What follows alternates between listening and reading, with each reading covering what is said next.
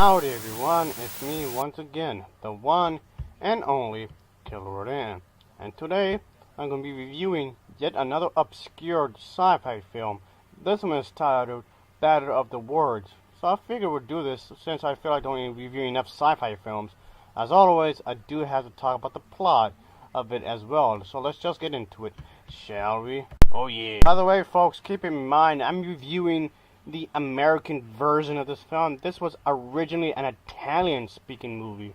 Just keep that in mind. This is the dubbed version I'm reviewing.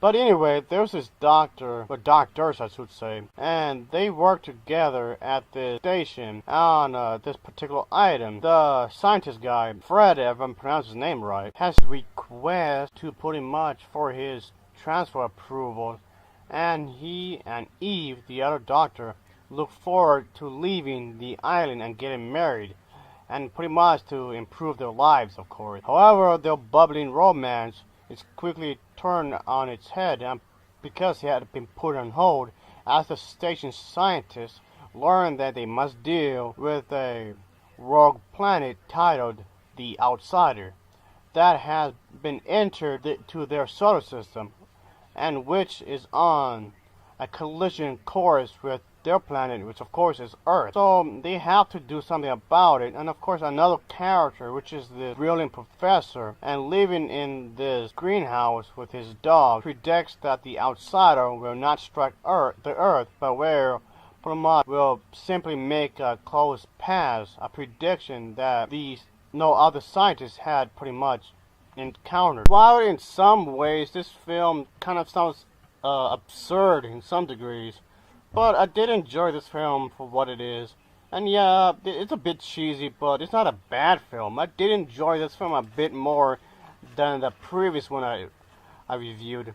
And it's a solid action sci-fi kind of movie. So it's not the worst I've seen, I would say. That's definitely a lot more enjoyable than the previous one I reviewed. Some of the acting is a bit off, I'll tell you that right now, but while some of the others did do a solid job, I guess you can say. And so yeah, I did like the adventure feel to it, of course, folks, this journey or whatnot. I like the battle scenes. The battle scenes are, yeah, a bit, cheesy. It does not have CGI or anything, but I did like it. The fight scenes in here were pretty cool in their own way, I guess. So yeah, folks, this was a solid sci-fi movie, I suppose. It wasn't terrible. So yeah, folks, as you might have guessed, this film has something to do with flying saucers, of course. And that's pretty cool, I guess. This film may not be the most original film out there, but I do think it was rather creative for what it is, I guess. And I wouldn't mind watching this film again one of these days, because I enjoyed it enough to actually watch it once again. Well, I did enjoy it more than this movie. What a hunk of shit this movie was. Just because there's a big budget doesn't mean it's a good movie. You can't throw so much money into a movie and it doesn't make it any less bad. Ugh. But what the fuck is that? This movie keeps getting a lot of attention, even though it's a pile of shit. And don't fucking tell me that I have to read the graphic novels, buy the other book, play the fucking video game, just so these fucking god-awful movies can make some fucking sense. Fuck that shit. Comic books have been really popular in the sci-fi genre nowadays. I did feel like that it could maybe have some good movies based on video games one of these days. That'd be pretty interesting. And maybe they could take some concepts from certain games and just use that as inspiration for your own film as well. I'm saying this, folks, I did feel like a lot of movies nowadays are lacking creativity, if you ask me. And that's how I honestly feel. And I did feel they should make a movie based on my favorite video game. Well, one of them anyway. Rumble Roses. Yeah. That'd be a good way to make more creativity in some sort of fashion, because, again, like I said, it lacks creativity nowadays, especially in the sci-fi genre, if you ask me. You can take some of the stuff you've seen before as inspiration to create your own little thing, so to speak. I don't know, maybe that's how I feel, I guess. And maybe another good example you could use as for a story is the Mass Effect series. That's sci-fi. You can use that as a way to make a good sci-fi film, I guess you can say, folks. Yeah, they can do another trilogy kind of thing right there. That'd be pretty badass if you ask me. Yes, so read. And that's a good story. Just because it's sci-fi doesn't mean he can't have a good story to it. I don't know, maybe that's just me, my opinion. Some people might be thinking I'm expecting too much, but why the hell not? But anyway, maybe if I were the director, I guess, maybe I could have done that, I suppose, folks. So, maybe just me, I suppose. I don't know, if I were the director, I would have done it. But overall, folks, I'll say I recommend this film. Battle of the Worlds is a good sci-fi film overall. I mean, it's cheesy, I guess you can say, to a lot of degrees. It may not be no masterpiece, but I did enjoy it overall. I did like how some of the scenes were filmed. The scenery wasn't too bad, I suppose. And I did like how the fact that it came out pretty cool in its own little way. It's adventurous in its own way, and that's a good thing if you ask me. They don't make them like they used to, folks. They really don't make sci-fi films like they used to. They really don't. And I miss this old charm that these sci-fi films have. And I did hope that they would make more of these one day, but unfortunately, the sci-fi films that's coming out nowadays are not like how they used to be. That's for damn sure, folks. Oh yeah. I did like how this one was done. I would like to hunt down the original version of this film, folks. Because again, like I said earlier, I'm reviewing the American dubbed version of the film. And I have to say, some of the dubbing isn't that good.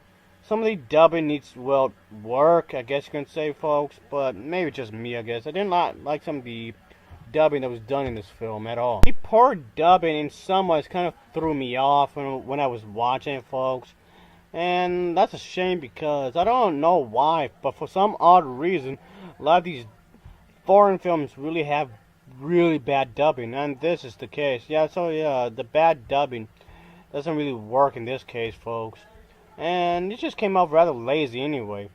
But I didn't think there was a bad movie exactly. I just felt that dubbing should have been much better than what it was. Maybe they didn't have enough money or something. I don't know. Some of the music is okay. Some of the music did come up a bit generic. I don't know if that's the music in this film. I don't know if it's the actual music or just simply stock music from other sources. I don't know. But so yeah, folks, I would say check this one out. Yeah, just don't expect a masterpiece. I did enjoy this film a lot more than the other film, I should say. The main characters in this film are pretty interesting overall, even though, despite the fact that it was overly dubbed, the dialogue is quite good, with a few exceptions, of course. Yeah, the acting is solid. The acting from the top main characters, the man and his wife, are pretty good, I guess you can say.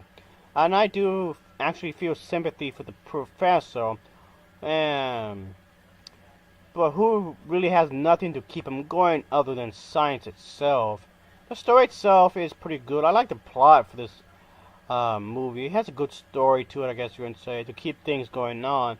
The film does present interesting commentary on the possible government military style kind of thing and the international organization. And yes, I will say that this film may not be everybody's cup of tea, but if you do enjoy these kind of laid-back fantasies style of sci-fi films, I would expect that you could enjoy this kind of thing. It's not a bad movie per se. It's an interesting and atmospheric film to watch. It's not exactly terrible, I tell you that. So overall, folks, I'll say that it's not that bad of a movie, if you ask me. I do wish I could get a better copy of this film, folks, because the thing is, the quality of this film isn't very good. I want to get a better print, that's for damn sure. I really want to hunt down to get a better print. I don't know if this film is on Blu-ray. Most likely not, because it's really obscure. I've reviewed so many obscure films that are so damn rare, it doesn't even go onto Blu-ray. It's entertaining in its own little way, I suppose, folks. And I did like how this film was presented itself. I did like the certain themes that was going in here, folks. I mean, yeah, it had the potential to be much better than what it was, but unfortunately it just fell flat in some degrees. So at least I did enjoy it more than some of the more recent sci-fi films, I'll give it that. Battle of the Worlds gets an overall rating of a 6.8 out of 10. It gets a 6.8 out of 10 from me. As always, thanks for watching and take care. See ya!